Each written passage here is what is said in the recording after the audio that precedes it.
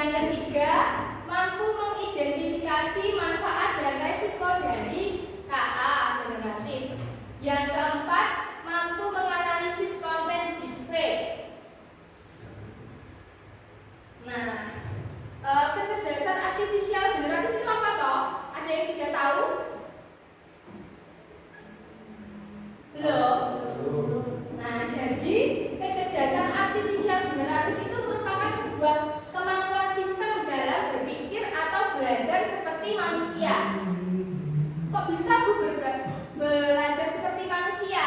Nah, misalnya kecerdasan artifisial generatif itu bisa membuat keputusan atau menjawab sesuatu yang seharusnya itu dikerjakan oleh manusia.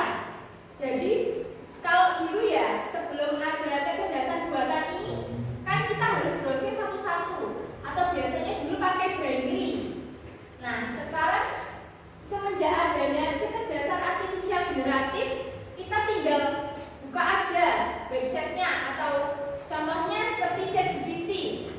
Kita tinggal nulis kita pengen apa, dari ChatGPT sudah memberikan jawaban. Jadi kira-kira dengan adanya kecerdasan artifisial generatif ini lebih mudah atau lebih susah? Lebih mudah ya, lebih memudahkan dalam pembelajaran. Contoh yang paling dekat dengan kehidupan sehari-hari. Yang pertama ada ChatGPT. Siapa yang sudah pernah coba pakai ChatGPT? Belum? Versi? Pakai Gemini. Oh, pakai Gemini. Nah, selain ChatGPT juga ada Gemini yang disebutkan Maxi. Terus ada juga DALL-E. DALL-E itu aplikasi gambar ya. Kalau yang pembuat musik itu ada Suno, namanya Suno AI. Terus yang keempat ada deepfake video.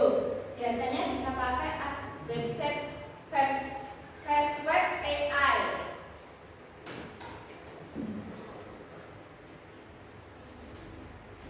Nah, ini contoh-contohnya, ada logonya, ini bisa diperhatikan. Nanti kalau Bu Elis mencari di internet, nanti kalian sudah tahu logo-logonya. Ada apa saja ini?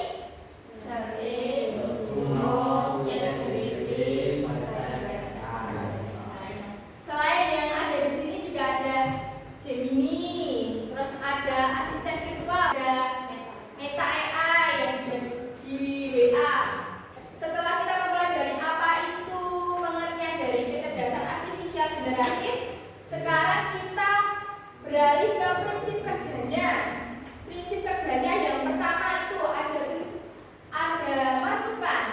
Yaitu masukan itu data yang kita berikan kepada ChatGPT. Kemudian KA generatif akan menganalisis itu maksudnya ke gambar atau ke teks. Setelah KA generatif memproses, maka akan keluar hasilnya. Nah, contoh yang pertama itu masukannya apa? Gambarkan kucing berbulu merah sedang marah. Terus contoh model KA-nya berarti dia termasuk ke pembuat gambar. Muncullah gambar hasilnya kucing berwarna apa itu? Berwarna merah dengan ekspresi marah. Terus yang kedua ada contoh dalam bentuk teks ini. Masukannya buatkan puisi pendek tentang kucing dan anjing. Membuat puisi, jadinya itu judulnya sangat berbeda. Sudah muncul puisinya. Nanti kalian juga akan mempraktekkan ini ya. Nanti kalian silahkan memilih berapa kecerdasan artifisial generatif, entah itu Gemini atau ChatGPT. Nanti silahkan kalian membuat gambar atau membuat video bebas, atau mencari jawaban dengan menggunakan ChatGPT juga tidak apa-apa. Oke, mungkin dari situ tadi ada pertanyaan sebelum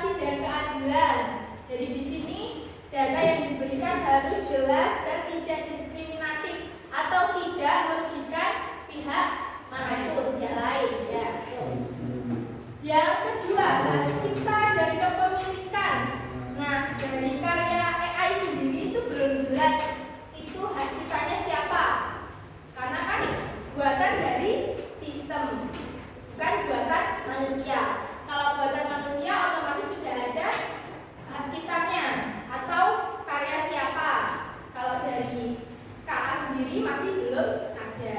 Untuk resikonya dari penggunaan kecerdasan artifisial generatif sendiri ada 3. Yang pertama, potensi penyalahgunaan hoax. Hoax itu apa? Berita palsu. Berita palsu. Siapa di sini yang pernah kena hoax? Michelle.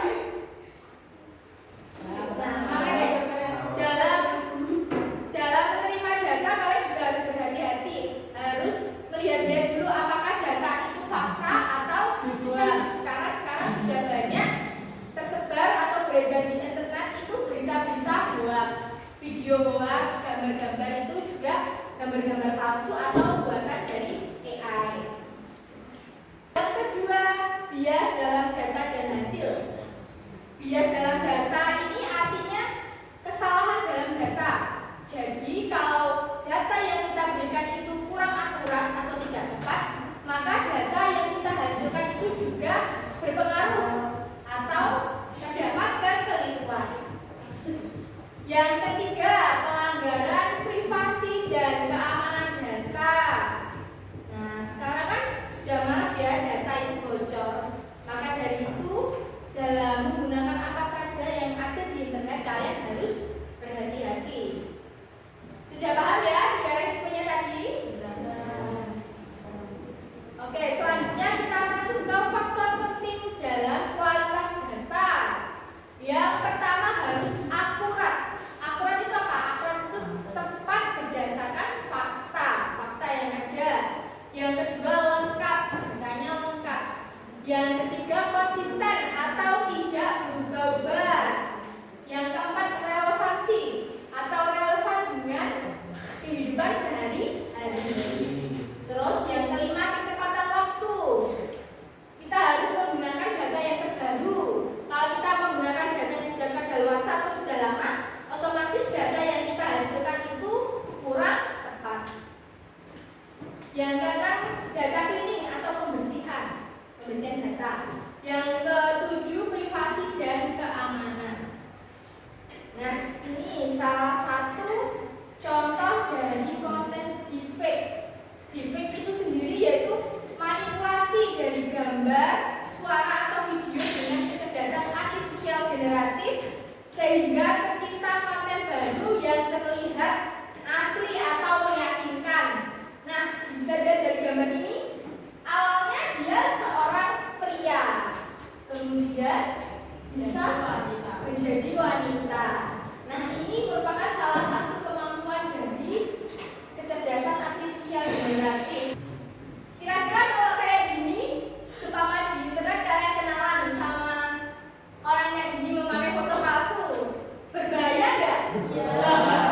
Berbahaya. Maka dari itu kalian juga harus bisa membedakan antara gambar asli dengan gambar palsu.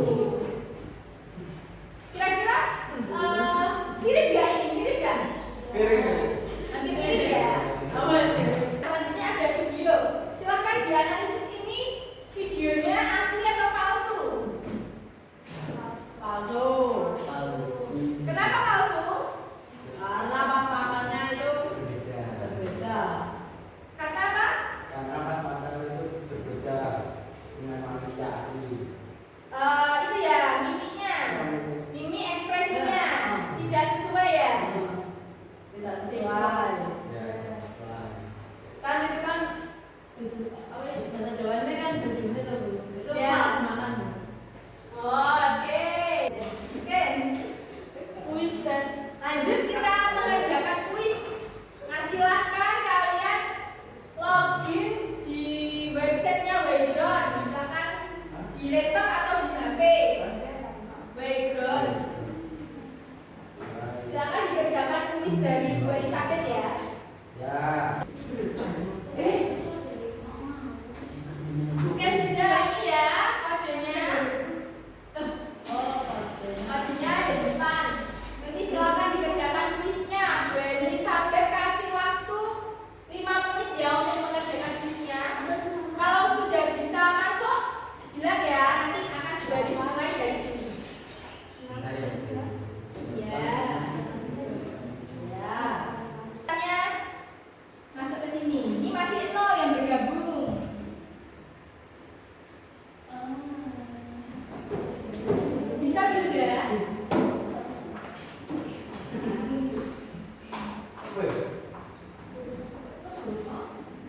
Yang sudah masuk ada Arum, ada Mes.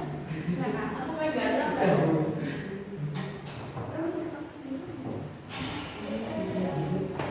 Oke, kita mulai bersama-sama. Nanti waktunya 5 menit. Waktu pengerjaannya 5 menit. Sudah siap? Oke, kita mulai. 3, 2, 1. Yuk, kerjakan. Entahku. Siapakah yang akan memperoleh nilai tertinggi kali ini? Wah, siap.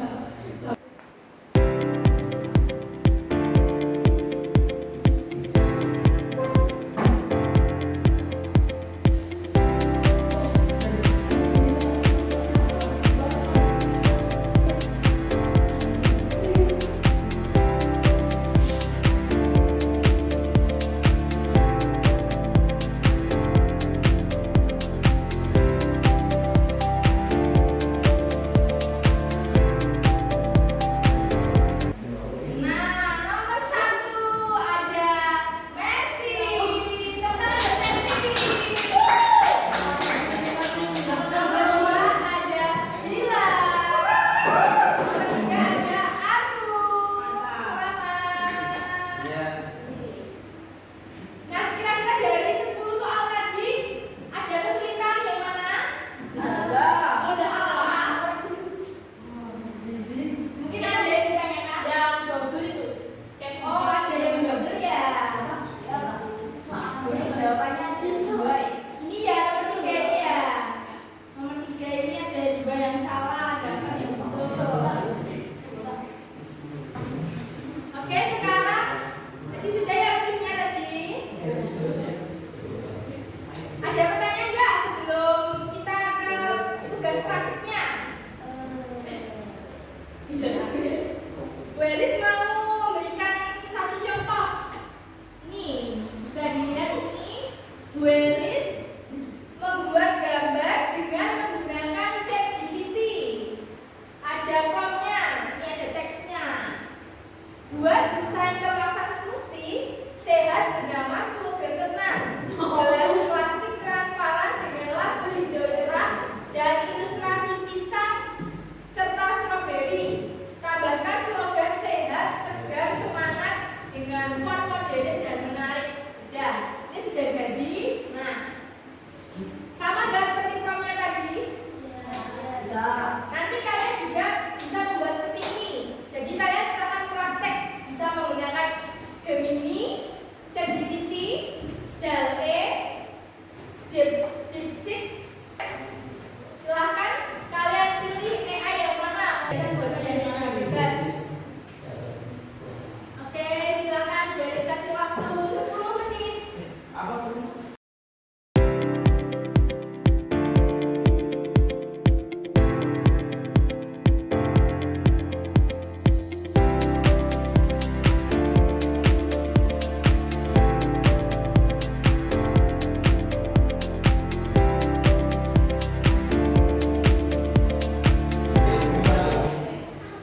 Oke, siapa yang mau maju? Yang mau presentasi dulu? Messi, ya silakan Messi. Selamat siang teman-teman. Siap.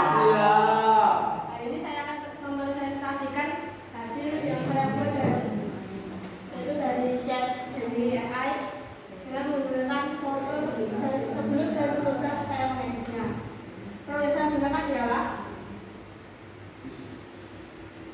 edit foto di studio menampilkan saya seorang anak muda yang berdiri dengan kursi kaki bersilang. Ia mengenakan jas merah, kemeja hitam, dan dasi. Pencahayaan lembut dan ini menghasilkan bayangan tegas dan suasana pose tubuh rileks. Wajah mengarah ke samping, mata polos, estetika sederhana dan modern. Tangan masuk ke dalam saku dan jangan lupa wajahnya. Jadi kalau masih ada kalian terubah, kalian bisa menulis seperti itu lagi. Dan kalau misalnya nanti tidak sesuai, kalian bisa mengisi promnya ulang. Terus kalian ingin mencobanya, silahkan coba di DPI. Tepuk tangan dong. Saya coba cara Inggris. Ini adalah hasil saya mengedit di ChatGPT. Promptnya adalah buatlah gambar yang diambil dengan kamera Polaroid. Buatlah seperti fotoku 3 menit. Foto tersebut Oke, terima kasih untuk anak-anak yang sudah presentasi. Yang belum presentasi mungkin di pertemuan selanjutnya bisa dipraktekkan kembali ya. Bisa juga dicoba di rumah. Nah, sebelum menulis untuk pembelajaran pada siang hari ini, mungkin dari anak-anak ada pertanyaan atau ada yang belum dipahami, bisa ditanyakan dulu. Tidak? Sudah tidak ada pertanyaan ya? Baik.